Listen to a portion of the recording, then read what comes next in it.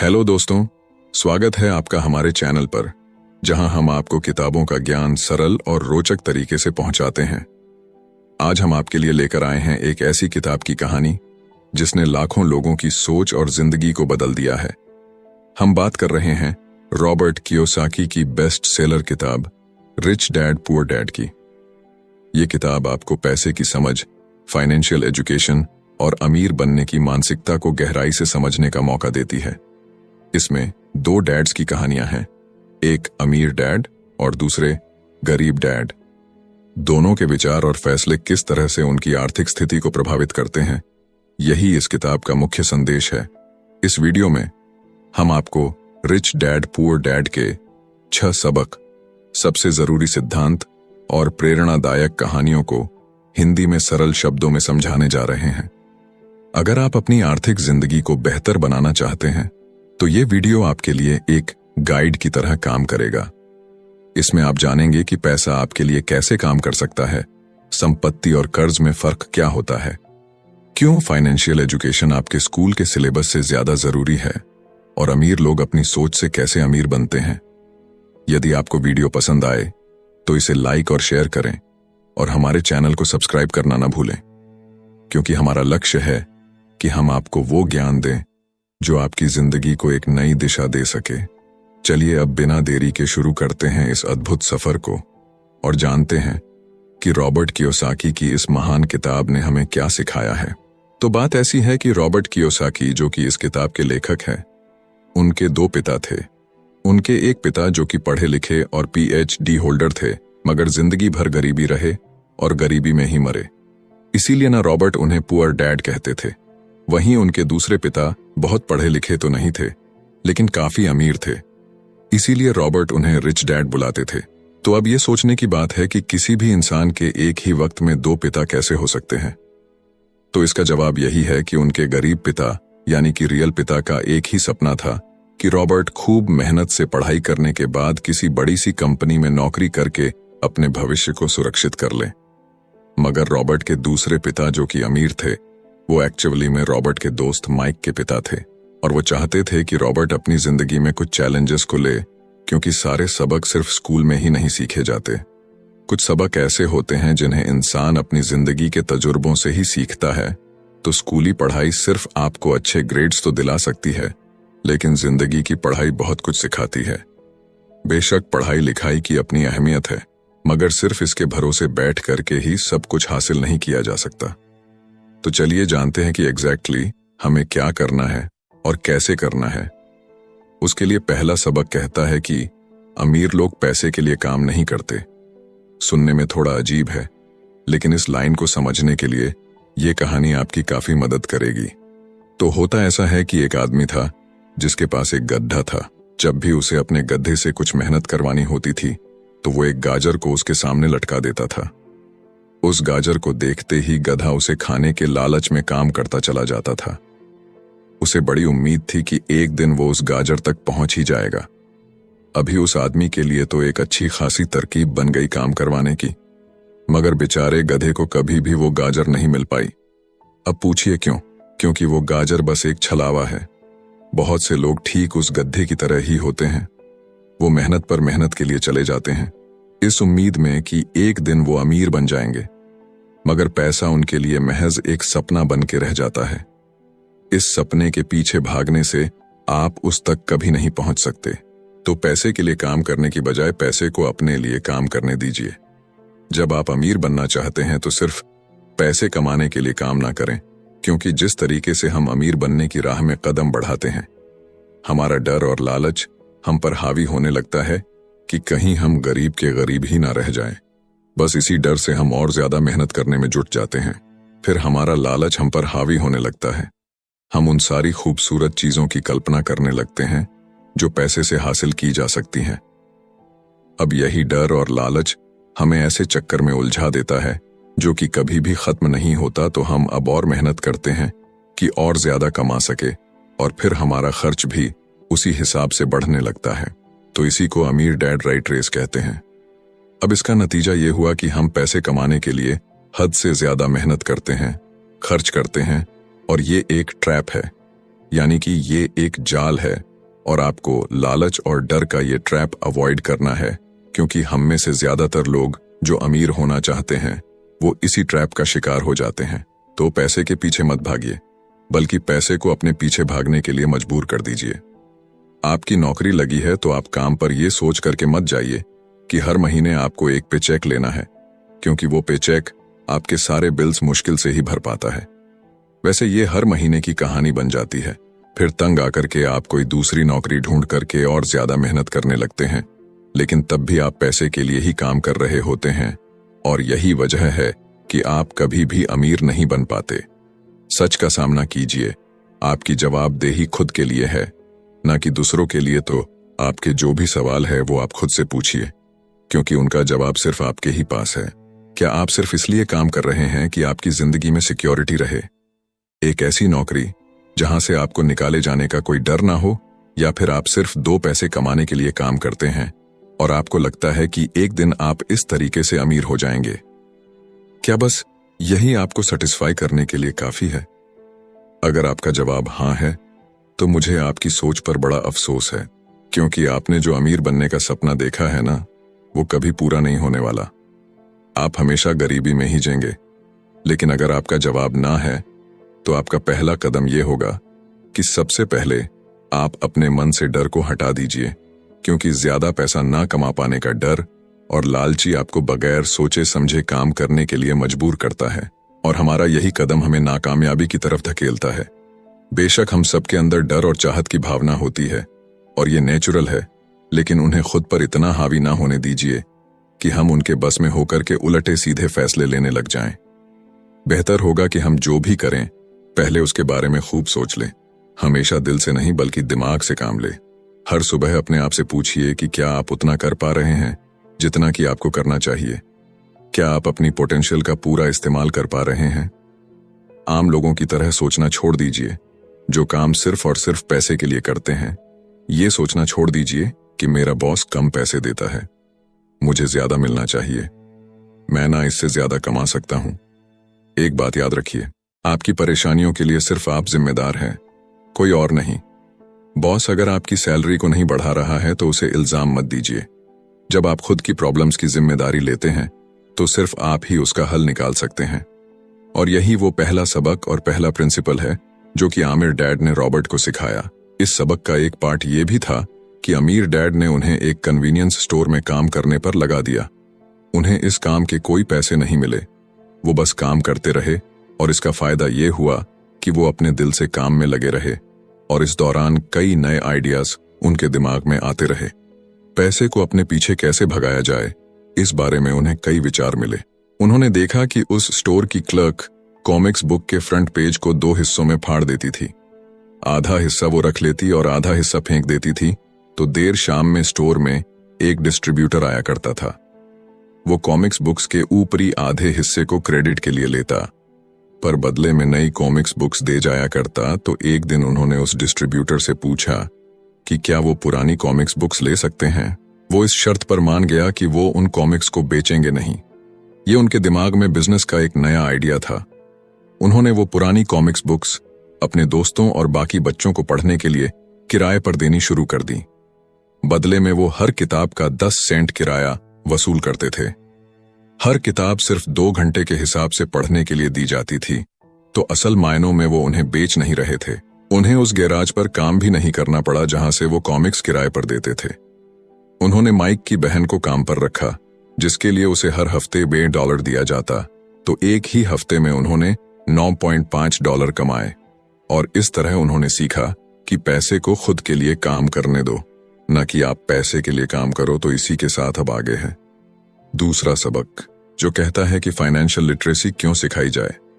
कहने का मतलब यह है कि 1923 यानी कि 1923 में एज वाटर बीच होटल शिकागो में एक मीटिंग हुई। दुनिया के बहुत से लीडर और बहुत ही अमीर बिजनेसमैन इस मीटिंग का हिस्सा बने। इनमें से थे एक बहुत ही बड़ी स्टील कंपनी के मालिक चार्ल्स शवाब और सैमुअल इंसुल, जो कि उस वक्त की लार्जेस्ट यूटिलिटी प्रेसिडेंट थे, और बाकी कई और भी बड़े बिजनेसमैन। तो इस मीटिंग के 25 साल बाद इनमें से कई लोग गरीबी से मरे, कुछ ने खुदकुशी कर ली, और भी कईयों ने तो अपना दिमागी संतुलन तक खो दिया था। तो असल बात यह है कि लोग पैसे कमाने में इतने मशगूल हो जाते हैं कि वो ये खास बात सीखना भूल जाते हैं कि पैसे को रखा कैसा जाए। आप चाहे जितना मर्जी पैसा कमा लें, उसे बनाए रखना असली बात है। और अगर ये हुनर आपने सीख लिया तो अब किसी भी आड़े टेढ़े हालात, जो अक्सर कहा जाता है कि कोई इमरजेंसी आ गई या कोई अड्डी आ गई या कोई बुरा वक्त आ गया, तो आप उसका सामना आसानी से कर लेंगे। या हो सकता है कि अगर आप ठीक तरीके से प्लानिंग करें तो बुरा वक्त आए ही ना।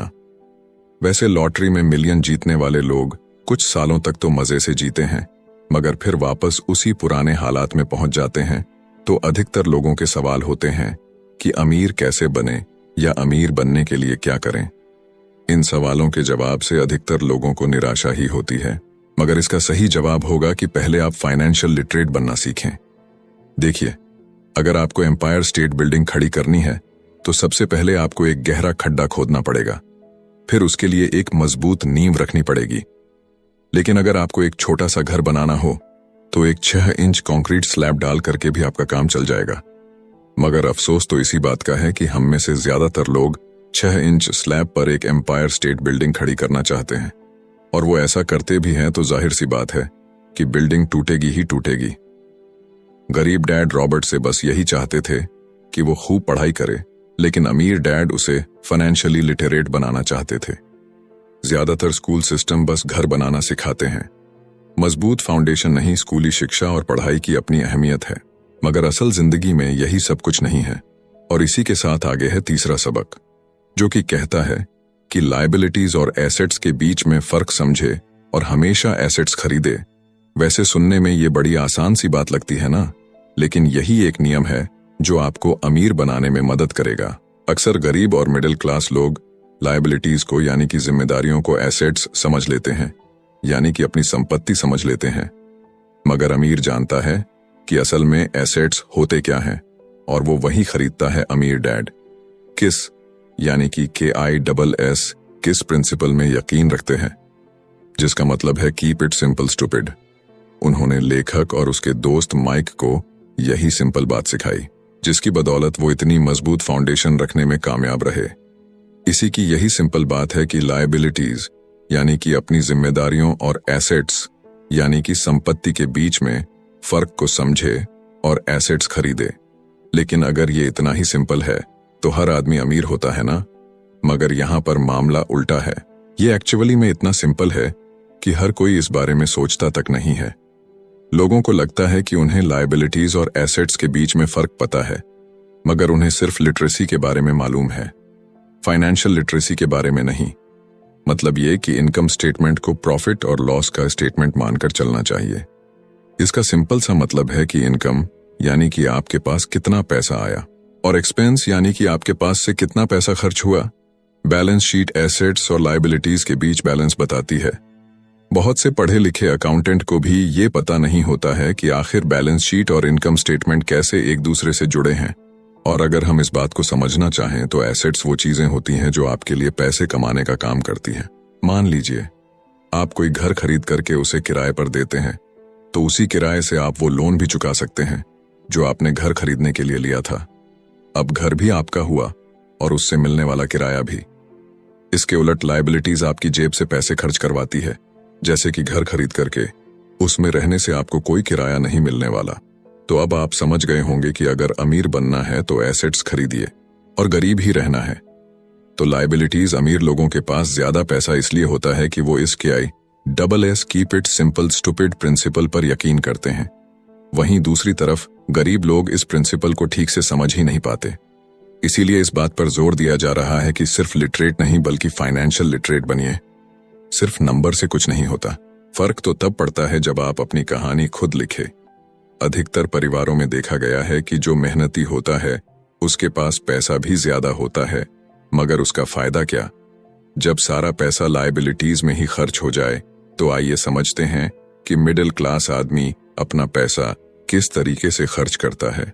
और अगर यही उनका तरीका रहता है तो सारी जिंदगी वो मिडिल क्लास ही बनकर रहेंगे, या क्या पता उससे भी नीचे चले जाएं, क्योंकि आप देख सकते हैं कि उनका सारा पैसा लायबिलिटीज यानी कि जिम्मेदारियों में ही खर्च हो रहा है। कभी मोर्टगेज, कभी रेंट, कभी car loan, house loan, credit card का बिल फीस, बिजली का बिल और भी ना जाने क्या क्या, उनकी सारी कमाई इसी में खर्च हो जाती है। दूसरी ओर गरीब लोग हैं जिनकी कोई लायबिलिटी तो नहीं है, मगर उनके कोई एसेट्स भी तो नहीं होते। वो भी पैसा कमाते हैं, सैलरी पाते हैं, मगर हर रोज के खर्चों में उनका सारा पैसा उड़ जाता है। माना कि एक गरीब आदमी $1000 कमाता है, उसमें से $300 वो अपने छोटे से घर के किराए में खर्च करता है, $200 उसके आने जाने का किराया, $200 टैक्स और $300 खाने और कपड़ों में खर्च हो जाता है। तो अब उसके पास बचा क्या? कुछ भी नहीं, और कभी कभी तो उधार लेकर के भी उसे काम चलाना पड़ता है, जिससे कि वो और भी ज्यादा गरीब हो जाता है। इसके विपरीत अमीर लोग एसेट्स खरीद के रखते हैं, फिर उनके वो एसेट्स उन्हें और पैसा कमा कर देते हैं। उनकी कमाई इस तरह 2 से 4, 4 से 8 होती जाती है। अधिकतर अमीर लोग दिमाग से काम लेते हैं और वो घर लोन पर लेकर उसे किराए पर लगा देते हैं। बिना मेहनत के हर महीने किराया मिलता है, जिससे वो अपना लोन भी चुकता कर लेते हैं। इसे कुछ यूं समझते हैं, आप मानिए कि लोन की इंस्टॉलमेंट $1 है, तो ये अपने घर का $2 किराया वसूल करेंगे, $1 बैंक को देंगे, $1 अपनी जेब में तो हो गया ना।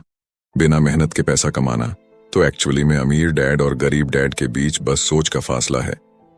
अपना पैसा कैसे खर्च करें, सिर्फ यही मुद्दे की बात है और कुछ नहीं।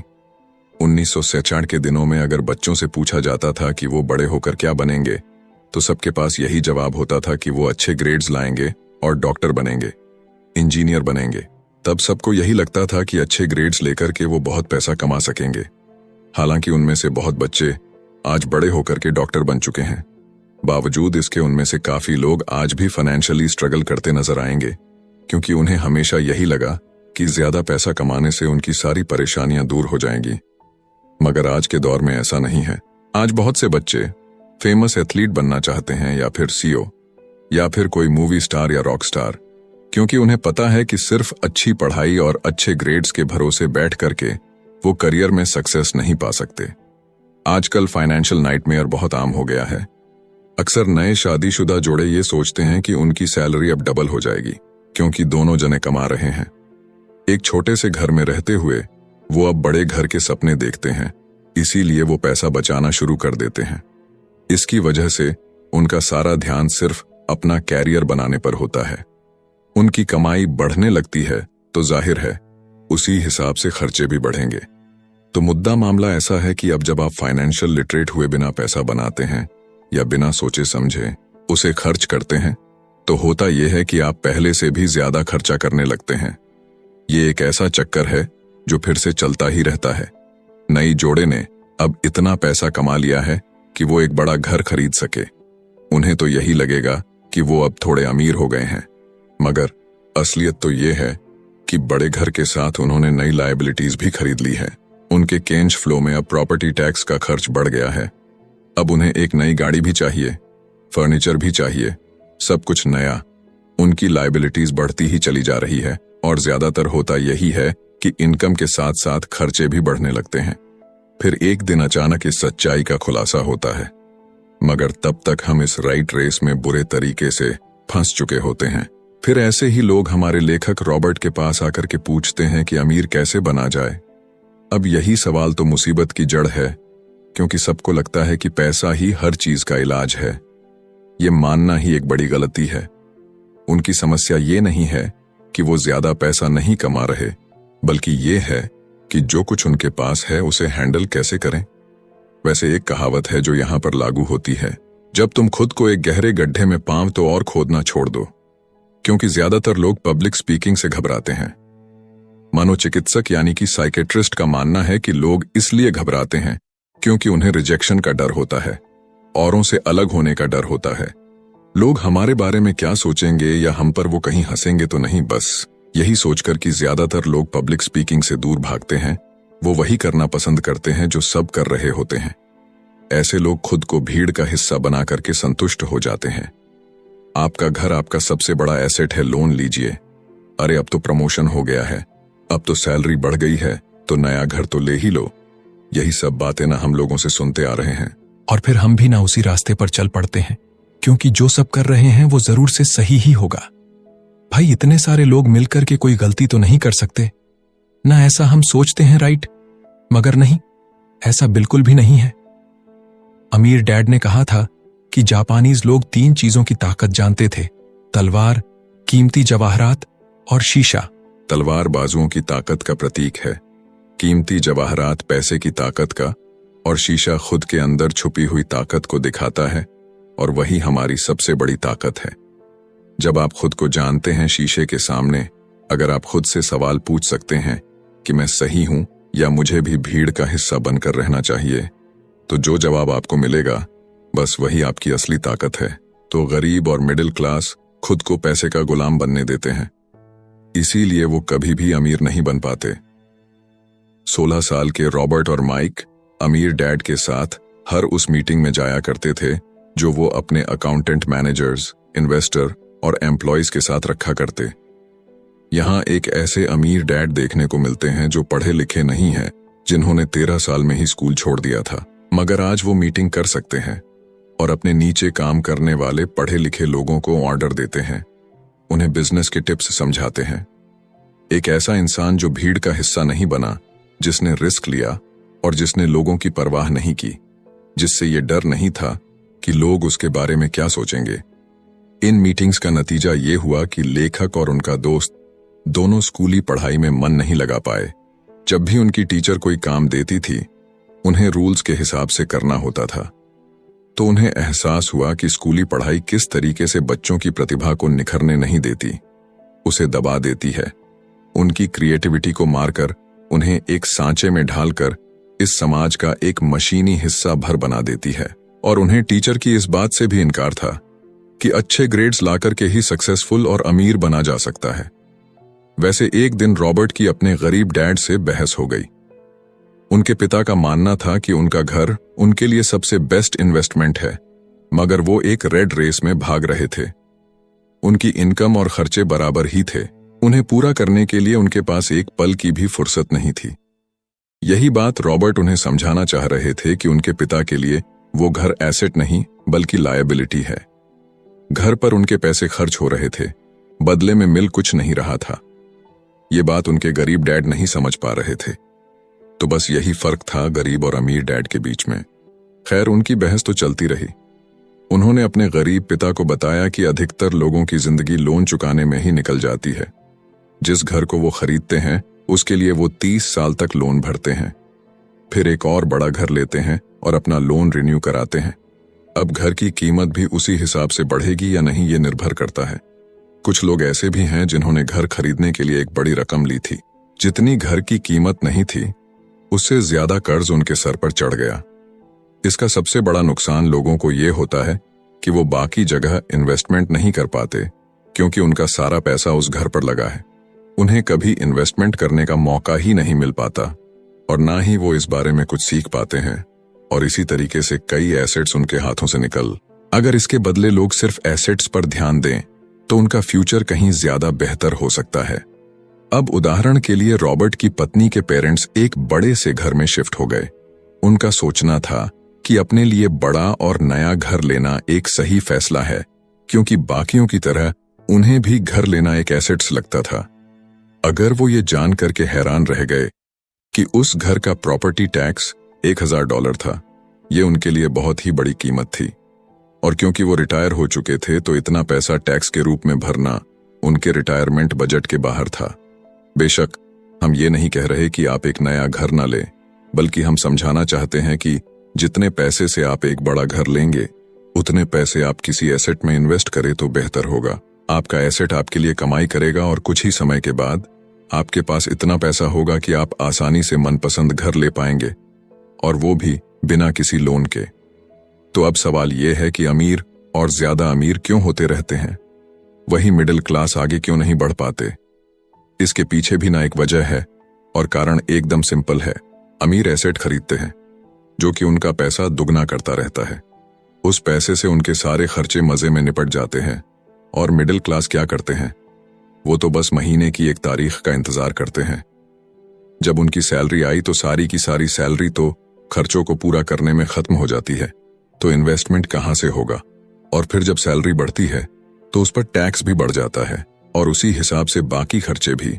और फिर अंत में वही राइट रेस चलती रहती है।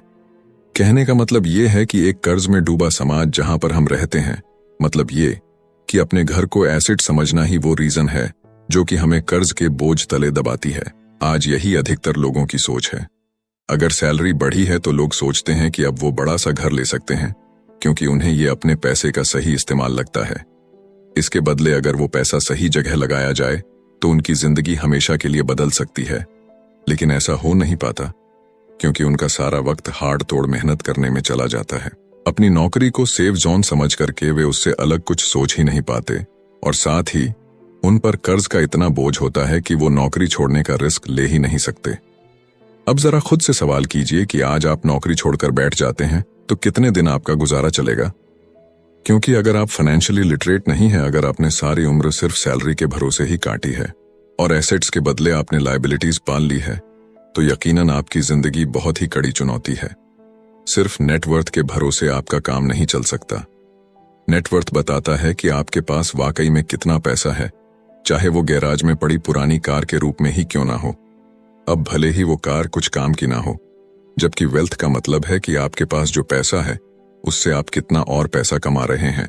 जैसे कि मान लीजिए कि आपके पास कोई एसेट है जिससे हर महीने मुझे $3000 की कमाई हो जाती है और हर महीने आपके $6000 खर्च होते हैं, तो मैं सिर्फ आधे महीने ही अपना गुजारा कर पाऊंगी। तो सल्यूशन ये होगा कि अपने एसेट से मिलने वाले पैसे को आप बढ़ा दें।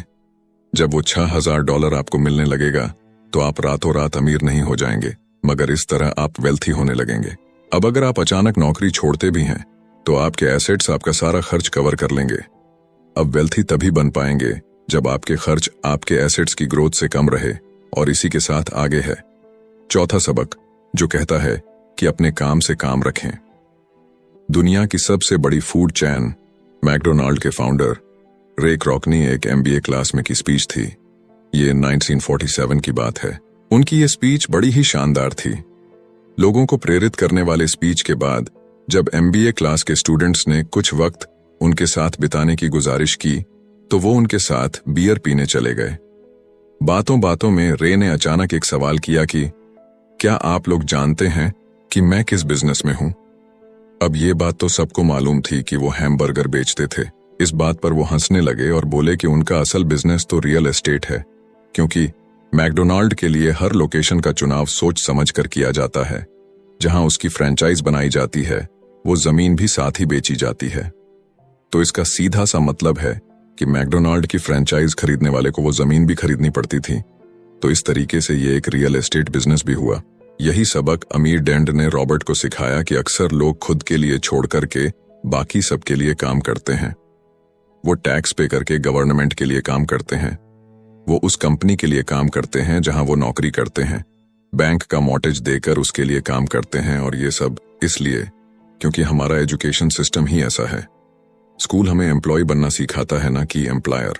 जो आप पढ़ते हैं वही आप बनते हैं। अगर आपने साइंस पढ़ी है तो डॉक्टर, मैथमेटिक्स पढ़ी है तो इंजीनियर, मतलब जो भी आपने पढ़ा है वो आप बने। अब मुसीबत तो ये है कि इससे छात्रों का कोई भला नहीं हो पाता, क्योंकि वो नौकरी और बिजनेस के बीच के फर्क में उलझ कर रह जाते हैं। जब कोई पूछता है कि आपका क्या बिजनेस है तो आपको ये नहीं बोलना चाहिए कि मैं तो एक डॉक्टर हूं या एक बैंकर हूं, क्योंकि वो आपका प्रोफेशन है, बिजनेस नहीं। कहने का मतलब ये है कि आप जो भी करते हैं उसे अपना बिजनेस बनाइए, नौकरी नहीं। अपनी सारी उम्र दूसरों के लिए काम करके उन्हें अमीर करने में बर्बाद ना करें, बल्कि खुद की जिंदगी को खुशहाल बनाने के लिए काम करें। बहुत से लोगों को इस बात का एहसास बड़ी देर से होता है कि उनका हाउस लोन उनकी जान ले रहा है, और फिर उन्हें लगता है कि जिसे वो एसेट मानने की गलती कर रहे थे, एक्चुअली कभी वो एसेट था ही नहीं।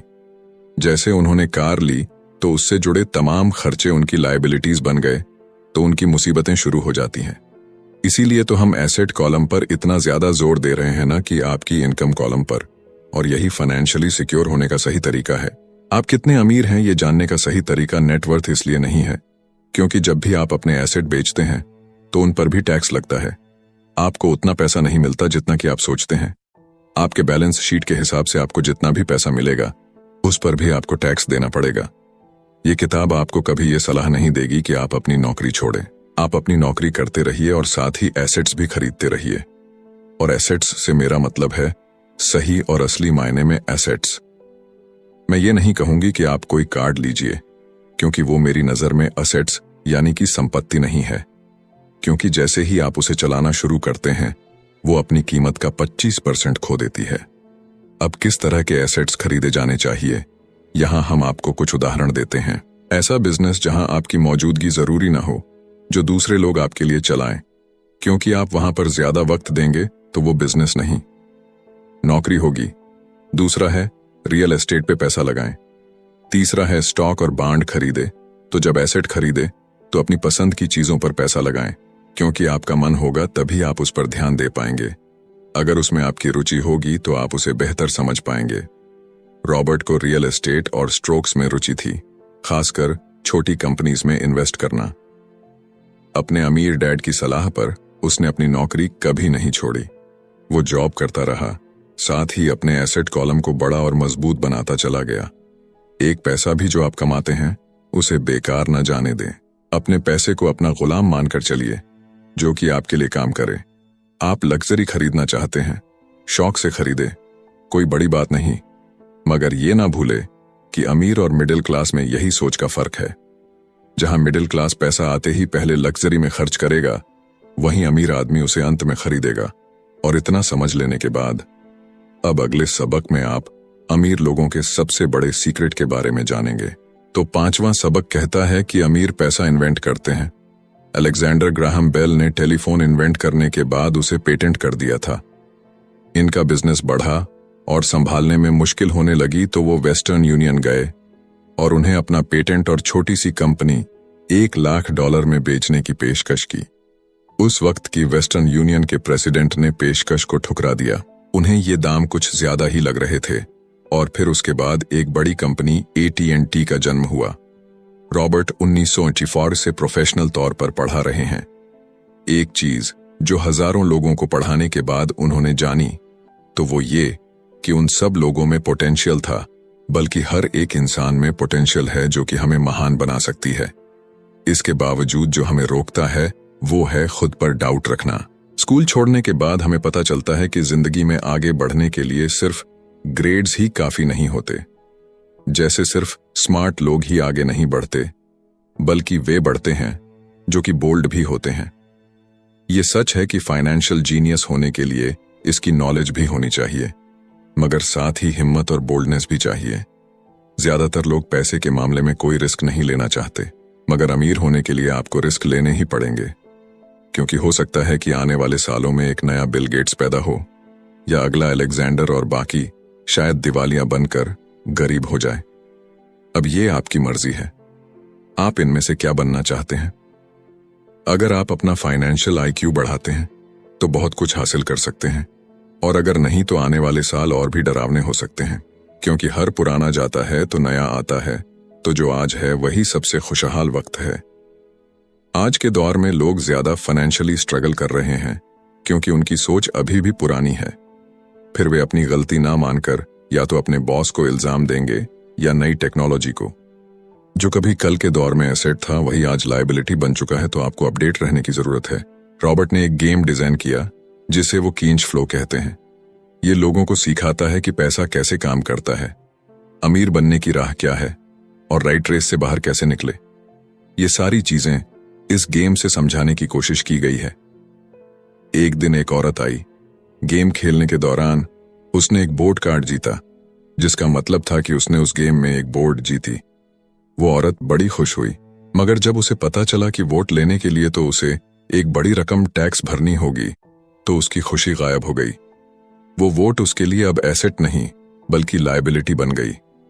उसे पता चला कि ऐसे तो ये वोट उसकी जान ही ले लेगी। उसे ये आइडिया समझ में ही नहीं आया और रिफंड की मांग की। उसे उसके पैसे वापस मिल गए और वो चली गई, मगर बाद में उसने फोन करके बताया कि उसे अब गेम का आइडिया कुछ समझ में आने लगा था।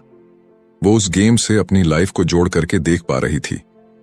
पैसा कैसे काम करता है, इस बात को समझ ना पाने की वजह से उसका गुस्सा जायज था। हम भी अक्सर यही करते हैं। जो बात हमारी समझ से परे होती है उस पर गुस्सा आता है और हम जिंदगी की हर परेशानी के लिए उसे ब्लामे करना शुरू कर देते हैं। मगर अगर ठंडे दिमाग से सोचे तो ये तरीका एकदम गलत होगा। बेहतर होगा कि हम उन्हें समझने की कोशिश करें तो गेम ऑफ लाइफ जीत सकते हैं। बहुत से लोग कैश फ्लो गेम में खूब पैसा जीतते हैं, फिर उन्हें समझ ही नहीं आता कि उस पैसे का क्या करें, तो वो हैरान होने लगते हैं। इसकी वजह है उनकी पुरानी सोच जो आगे नहीं बढ़ने देती, और फिर वो बाद में सारा पैसा ही हार बैठते हैं। कुछ लोग कहते हैं कि वे हार गए क्योंकि उनके पास सही पत्ते नहीं थे। बहुत से लोग इस तरह जिंदगी में सही मौकों की तलाश में बैठे रहते हैं। कुछ लोग तो सही मौका मिलता भी है तो उसका फायदा नहीं उठा पाते क्योंकि वो कहेंगे कि उनके पास पैसा ही नहीं था। अब कुछ ऐसे भी होते हैं जिन्हें पैसा और मौका दोनों मिले, फिर भी वो कुछ हासिल नहीं कर पाए क्योंकि एक्चुअली में वो समझ ही नहीं पाए कि ये एक अपॉर्चुनिटी है। फाइनेंशियल इंटेलिजेंस का मतलब है कि आप पैसे को लेकर कितने क्रिएटिव हो सकते हैं। अगर आपको मौका मिलता है तो बगैर पैसे के आप क्या करेंगे, और अगर पैसा है मगर मौका नहीं तो उस सूरत में आप क्या करेंगे। ये सब आपकी फाइनेंशियल इंटेलिजेंस पर निर्भर करता है। ज्यादातर लोग इस बात का एक ही सॉल्यूशन जानते हैं कि खूब मेहनत करके खूब पैसा कमाया जाए, लेकिन आपको सीखना है कि अपने लिए मौका कैसे पैदा किया जाए, न कि उसके इंतजार में बैठे रहे। सबसे खास बात अमीरों की जो है वो ये है कि उन्हें पता है कि पैसा असली चीज नहीं है। असली चीज है इसका सही मतलब जानना, ये जान लेना कि जो हमें चाहिए वो हम इससे बना सकते हैं। हमारा दिमाग हमारे लिए सबसे बड़ा एसेट होता है। यही हमें सुपर रिच बना सकता है या सुपर पुअर, निर्भर करता है कि हम कैसे इसका इस्तेमाल करें। जो लोग सफल हैं उनके साथ कदम मिलाकर चलना है तो आपको ये सीखना पड़ेगा कि पैसा बढ़ाने की चाहत को खुद के अंदर कैसे पैदा करें। आपको अपने सबसे बड़े एसेट यानी कि आपके दिमाग को इन्वेस्ट करने की जरूरत है। आपको फाइनेंशियली इंटेलिजेंट होना पड़ेगा। तो आइए इसे हम समझते हैं एक उदाहरण से। 1990 के दशक में एरिज़ोना और फिनिक्स के आर्थिक हालात बुरे चल रहे थे। वहां के लोगों को हर महीने $100 बचाने की सलाह दी जा रही थी। बुरे वक्त के लिए पैसा बचाने का विचार कुछ हद तक सही भी है, मगर उस पैसे का क्या फायदा जो आप जमा करते जाते हैं। इससे तो अच्छा है कि उनका कुछ हिस्सा इन्वेस्ट किया जाए जो कि आगे चलकर आपको फायदा दे। खैर, बात करते हैं एरिज़ोना और फिनिक्स के लोगों की जो आर्थिक तंगी झेल रहे थे। ऐसे में इन्वेस्टर को ये एक बढ़िया मौका लगा।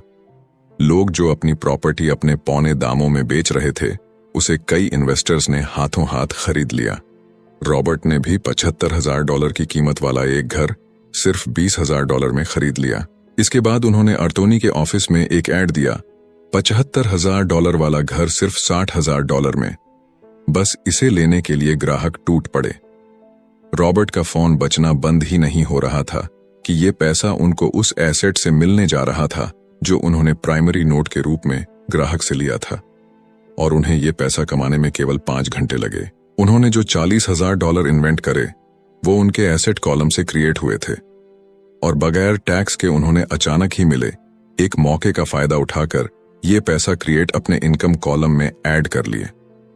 कुछ सालों के बाद ही उनके इस बिजनेस ने इतना पैसा क्रिएट किया कि उनकी कंपनी की कार, गैस, इंश्योरेंस, क्लाइंट के साथ डिनर ट्रिप और बाकी चीजें सब कवर हो गईं। जब तक गवर्नमेंट उन खर्चों पर टैक्स लगाती, इनमें से ज्यादातर चीजें प्री टैक्स एक्सपेंसेस में खर्च हो चुकी थीं। कुछ सालों के बाद ही जो घर $60,000 में बिका था अब वो $1,10,000 का था। अभी भी उनके पास कुछ मौके थे, मगर वो इतने कम थे कि उनके लिए रॉबर्ट को एक वैल्यूएबल एसेट लगाना पड़ता, और अपना वक्त भी तो वो आगे बढ़ गए। उन्हें अब नए मौकों की तलाश करनी थी। अब आप एक सवाल खुद से कीजिए, मेहनत करना भी बहुत मेहनत का काम है। 50% टैक्स भरिए और बाकी बचाइए। अब वो सेविंग्स आपको 5% इंटरेस्ट देगी, और फिर उस पर भी आप और टैक्स भरे। इससे तो अच्छा होगा कि आप अपना पैसा और टाइम अपने सबसे पावरफुल एसेट यानी कि अपने दिमाग पर इन्वेस्ट करें और फाइनेंशियली इंटेलिजेंट बने। ये दुनिया कभी भी एक सी नहीं रहती, जो आज या कल नहीं होगा। कभी मंदी तो कभी तेजी का दौर चलता रहेगा। वक्त के साथ टेक्नोलॉजी और भी बेहतर होती जाएगी। आज मार्केट ऊपर है तो कल नीचे होगा। खासकर स्टॉक मार्केट तो हर रोज बदलता है, मगर इससे आपको क्या फर्क पड़ेगा? अगर आप फाइनेंशियली इंटेलिजेंट है तो क्योंकि आप तो हर हालात के लिए तैयार रहेंगे। आपको जिंदगी में बेशुमार मौके मिलेंगे जहां पर आप अपनी फाइनेंशियल इंटेलिजेंट का फायदा उठा सकते हैं। जरूरत है तो बस उन मौकों को लपकने की। अमूमन हम दो तरह के इन्वेस्टर देख सकते हैं। पहले वो जो पैकेज इन्वेस्टमेंट खरीदते हैं, और ये काफी आसान और बगैर झंझट का काम है। दूसरे इन्वेस्टर अपने लिए खुद ही इन्वेस्टमेंट क्रिएट करते हैं। इनको आप प्रोफेशनल भी कह सकते हैं। जितना ये इन्वेस्ट करते हैं उससे कई गुना ज्यादा पैसा बना लेते हैं। अब अगर आप इस तरह के इन्वेस्टर बनना चाहते हैं तो आपको खास तौर पर इन 3 स्किल्स को समझने की जरूरत है। पहली, ऐसी अपॉर्चुनिटी ढूंढिए जो कि बाकी न ढूंढ सके। याद रहे कि आपका दिमाग वो देख सकता है जो बाकियों की आंखें भी नहीं देख पाए। दूसरा है, पैसा बढ़ाइए। जब पैसे की जरूरत पड़े तो मिडिल क्लास केवल बैंक जाता है, मगर दूसरे टाइप के इन्वेस्टर पैसा बढ़ाकर के कैपिटल रेस करते हैं। उन्हें हमेशा बैंक की जरूरत नहीं पड़ती। और आगे ये तीसरा, स्मार्ट लोगों को ऑर्गेनाइज कीजिए। इंटेलिजेंट लोग वो होते हैं जो अपने से ज्यादा स्मार्ट लोगों के साथ मिलकर के काम करते हैं। इसीलिए इन्वेस्ट करने से पहले अपने इन्वेस्टमेंट एडवाइजर को चुनें। मुझे मालूम है कि ये सब आपके लिए कुछ ज्यादा है, मगर इसके रिवॉर्ड्स तो बड़े ही शानदार हैं। जिंदगी में रिस्क बहुत है, लेकिन उन्हें हैंडल करना सीख करके ही आप अमीर बन पाएंगे। और इसी के साथ आगे है 6वां सबक, सीखने के लिए काम करें, पैसे के लिए नहीं। तो बात ऐसी है कि एक बार एक जर्नलिस्ट ने रॉबर्ट का इंटरव्यू लिया था। रॉबर्ट उसके आर्टिकल पहले भी पढ़ चुके थे और उस जर्नलिस्ट के लिखने के स्टाइल से बहुत ही प्रभावित थे। इंटरव्यू जब पूरा हुआ तो उस जर्नलिस्ट ने रॉबर्ट को बताया कि वो एक मशहूर लेखिका बनकर उनकी ही तरह एक दिन फेमस होना चाहती है। तो रॉबर्ट ने उनसे पूछा, तो ऐसा क्या है जो उन्हें मशहूर होने से रोक रहा है? इस सवाल के जवाब में उस जर्नलिस्ट ने कहा, उनकी जॉब आगे नहीं बढ़ पा रही है। इस पर रॉबर्ट ने सुझाव दिया कि उस जर्नलिस्ट को कोई सेल्स क्लास ज्वाइन कर लेनी चाहिए। जर्नलिस्ट ने बताया कि उनकी एक दोस्त उन्हें पहले ही ये ऑफर दे चुकी है, मगर उन्हें ये छोटा काम लगता है। वो ये भूल गई थी कि रॉबर्ट खुद कभी सेल्स स्कूल जा चुके थे। तो इस बात का पॉइंट ये है कि अगर आपके पास कोई टैलेंट है जिसके दम पर आप कुछ पैसा कमाना चाहते हैं, तो आपका टैलेंट काफी नहीं होगा, क्योंकि उस टैलेंट को कैसे भुनाया जाए जब तक आप ये बात नहीं जानते, आपका टैलेंट यूं ही बेकार है। जब तक आप उसे लोगों के सामने पेश करने का हुनर नहीं सीख जाते, आप कुछ नहीं कमा सकते।